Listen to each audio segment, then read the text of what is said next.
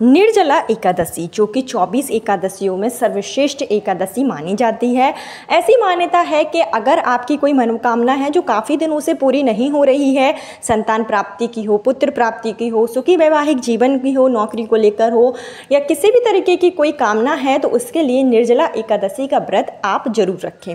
निर्जला एकादशी का व्रत जो कि बिना जल और अन्न के ग्रहण किए रहा जाता है, इसमें जल की एक बूंद भी आपके शरीर में नहीं जाना चाहिए। गलती से अगर चली जाए तो कोई बात नहीं है, लेकिन वैसे नहीं जाना चाहिए। और अगर आप इस व्रत को पूर्ण कर लेते हैं, ईश्वर के प्रति आस्था रखते हैं, कुछ सरल से उपाय करते हैं, तो आपकी मनोकामना बहुत जल्दी पूरी हो जाती है। श्री हरि विष्णु की कृपा से आपकी सूनी गोद अति शीघ्र भर जाएगी। संतान प्राप्ति, पुत्र प्राप्ति के लिए श्री हरि विष्णु की उपासना काफ़ी लाभकारी मानी जाती है। और एकादशी का व्रत अगर आप शुरू करना चाहते हैं तो आप इस व्रत से कर सकते हैं। और अगर आप निर्जल नहीं रख सकते हैं, जैसे कोई आपको बीमारी है या आप बीपी शुगर है और आप भूखे नहीं रह पाते हैं ज़्यादा देर तक, तो आप इसको फलाहार के साथ में भी कर सकते हैं। आप 2 टाइम फलाहार करके और जल का भी ग्रहण करके आप व्रत रख सकते हैं। सिर्फ आप इस दिन अन्न नहीं खाइए, या फिर अगर आप इतना भी नहीं कर सकते हैं तो इस दिन आप सात्विक भोजन ग्रहण करें। और सात्विक भोजन ग्रहण करें और आप जब तक उपाय नहीं कर लेते हैं तब तक आप भूखे रहें। सिर्फ आप जब आपका उपाय हो जाए, आप पूजा पाठ कर लें, उसके बाद आप भोजन को ग्रहण कर सकते हैं, लेकिन प्याज लहसुन से आप परहेज करें। यह जो व्रत है वो काफ़ी लाभकारी माना जाता है। यह महाभारत के काल से, रामायण के काल से काफ़ी पवित्र व्रत माना जाता है। इसको भीमसेन एकादशी के नाम से भी जाना जाता है। भीमसेन एकादशी के नाम से यह व्रत काफ़ी प्रचलित है और संतान प्राप्ति के लिए, सुखी वैवाहिक जीवन के लिए, मंगलकारी हर शुभ कार्य के लिए काफ़ी अच्छा व्रत माना जाता है। आप से अगर व्रत हो पाए तो आप जरूर रखें। 6 जून को शुक्रवार को ये एकादशी मनाई जाएगी। कई जगहों पर 7 जून को भी एकादशी है। जो आप व्रत रखेंगे, जो गृहस्थ जीवन के प्राणी हैं, उनको जो व्रत रखना है, जो उपाय करना है, वो 6 जून को करना है। जो वैष्णव संप्रदाय के हैं वो 7 जून को इस व्रत को रखेंगे। तो आपके घर के आसपास आप देख लीजिएगा, जो आपके घर के आसपास कोई मंदिर है वो किस दिन व्रत करने को कह रहे हैं। वैसे तो इसको 6 तारीख को ही रखना है।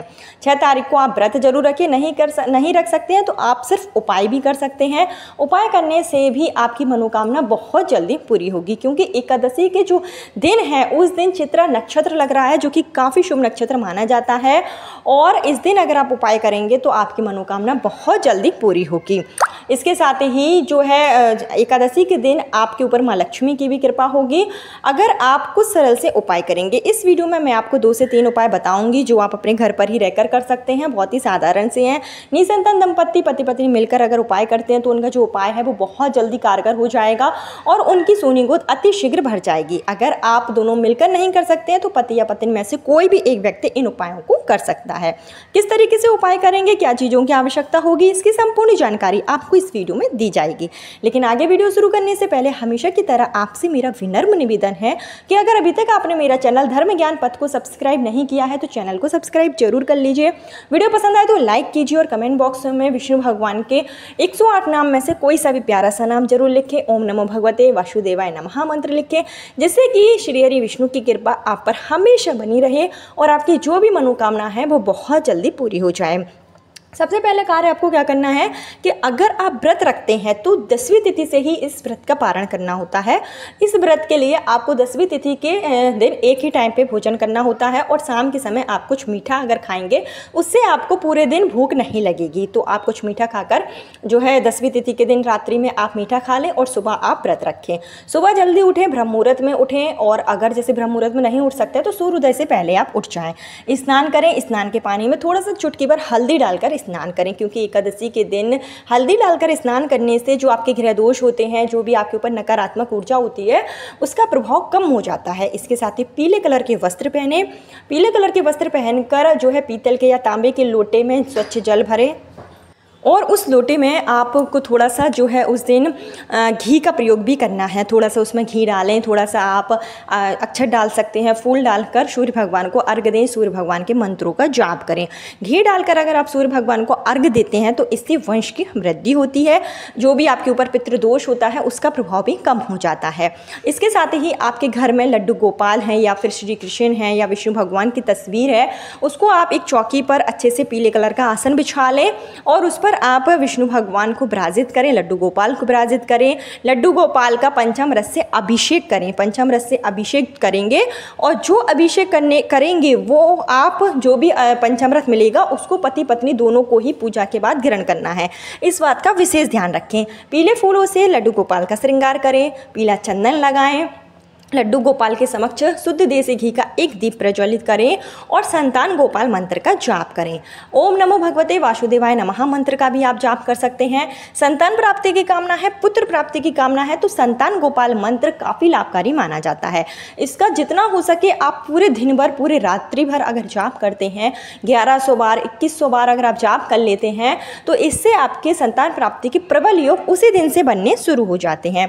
इसके साथ ही आप एक छोटा सा कार्य और करेंगे कि आपको लेना है तुलसी के 24 पत्ते।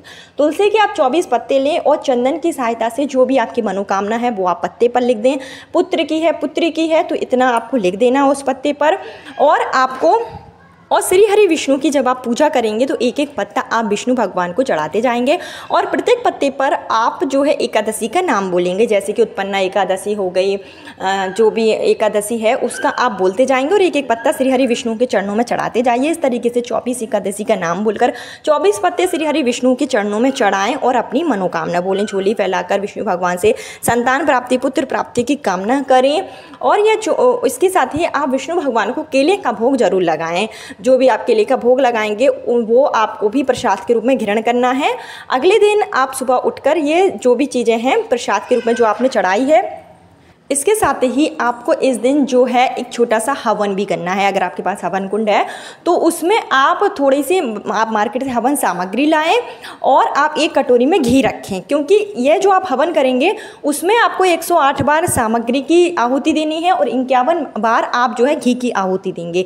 और प्रत्येक बार संतान गोपाल मंत्र बोलें। आप जो है ग्रहों की भी नाम से आहुति दे सकते हैं। और छोटा सा आप जब हवन करें और प्रत्येक बार संतान गोपाल मंत्र आप बोलेंगे तो घी की 51 बार आहुति जरूर दें। यह आहुति अगर पति पत्नी मिलकर कर रहे हैं तो एक बार घी की आहुति, एक बार सामग्री की आहुति दे सकते हैं। और अगर पत्नी या पति अकेले कर रहे हैं तो पहले आप जो है सामग्री की आहुति दें, उसके बाद आप घी की आहुति दें। इस तरीके से आप ये छोटा सा उपाय कर सकते हैं। उसके बाद में तुलसी के क्यारे की पूजा जरूर करें। तुलसी के समक्ष घी का दीप प्रज्वलित करें। तुलसी को इस दिन आप लाल कलर की चुन्नी उड़ा सकते हैं। तुलसी के 7 बार परिक्रमा करें और तुलसी के समक्ष बैठकर ओम नमो भगवते वासुदेवाय नमः मंत्र का जाप करें। यह छोटा सा कार्य आपको जरूर करना है। और विष्णु भगवान की जो आपने पूजा की है वो पूजा सुबह के समय भी कर सकते हैं आप, और शाम के समय विष्णु भगवान के समक्ष दीप प्रज्वलित जरूर करें। अगर आपके घर के आसपास कहीं पर भी विष्णु भगवान का मंदिर है, श्री कृष्ण का मंदिर है, तो वहाँ पर जाकर आप दीपदान जरूर करें। पानी से भरा हुआ जल, पानी से भरा हुआ जो मटका होता है उसको आप दान कर सकते हैं। इस दिन आप किसी भी गरीब व्यक्ति को शरबत हो गया, कोई भी मीठी चीज़ हो गई, कोई भी जैसे नींबू पानी हो गया, इन सब चीज़ों का दान करना काफ़ी लाभकारी माना जाता है। इन सब दान करने से आपके पितृ आपसे प्रसन्न होते हैं, श्री हरि विष्णु का आशीर्वाद प्राप्त होता है, क्योंकि एकादशी के दिन जल का दान काफ़ी लाभकारी बताया गया है। तो ये छोटे छोटे उपाय आपको एकादशी के दिन जरूर करना है। इसके साथ ही एकादशी के दिन आप लक्ष्मी माता का भी पूजन जरूर करें। लक्ष्मी माता की जब आप पूजा करें तो उसमें आप पीली कौड़ी का प्रयोग कर सकते हैं। पीली कौड़ी आप लेकर आएँ और प्रत्येक पीली कौड़ी पर आप 5 या 7 पीली कौड़ी का प्रयोग करें। और प्रत्येक पीली कौड़ी पर आप हल्दी कुमकुम से पूजन करने के साथ में यह कौड़ी जो है या फिर गोमती चक्र का भी आप प्रयोग कर सकते हैं। इनको आप विष्णु भगवान की माँ लक्ष्मी की पूजा में चढ़ाएँ। पूजा के बाद ये सारी कौड़ी और गोमती चक्र उठाकर पीले कलर के कपड़े में बांधकर अगर आप अपनी तिजोरी में रख लेते हैं तो उससे आप जितनी आप आर्थिक दृष्टि से अगर परेशान हैं तो वो परेशानी दूर हो जाती है और आपके घर में माँ लक्ष्मी का आगमन होता है। इसके साथ ही इस दिन आप जो है पीपल के पेड़ की पूजा जरूर करें। पीपल के पेड़ में मीठा जल अर्पित करें। पीपल के पेड़ की 7 बार परिक्रमा करें। परिक्रमा करते समय ओम नमो भगवते वासुदेवाय नमः मंत्र का जाप करें, क्योंकि पीपल के पेड़ में साक्षात श्री हरि विष्णु के साथ में माँ लक्ष्मी का वास होता है। और पीपल के पेड़ की परिक्रमा करने से आपकी जो भी मनोकामना होती है वो तो पूरी होती ही है, साथ ही साथ दोष भी दूर हो जाता है, जो भी ग्रह दोष होते हैं वो दूर हो जाते हैं।